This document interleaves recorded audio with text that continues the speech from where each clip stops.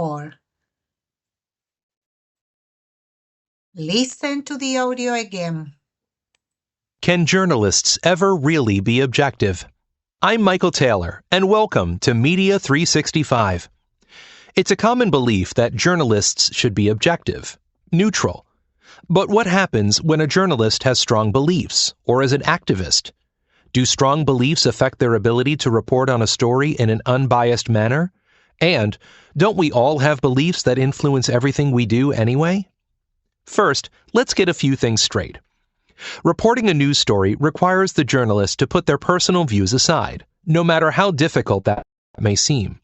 Straightforward, unbiased facts are what the reader or viewer come to rely on when they want to know what's going on around them. A journalist's traditional role is to create an informed debate, not to influence the debate. To do this, they need to include at least two sources showing different sides of the story. They need to make sure they check their facts carefully and ensure they don't get taken in by fake news stories. However, journalists are not without beliefs and feelings.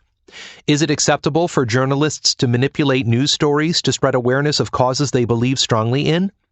Is it even possible for them not to manipulate the stories when they're reporting on topics that affect them deeply?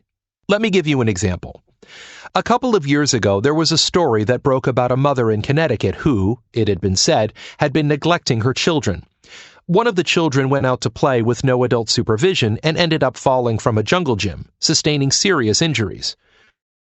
Of course, there was a huge media frenzy and a court case that followed.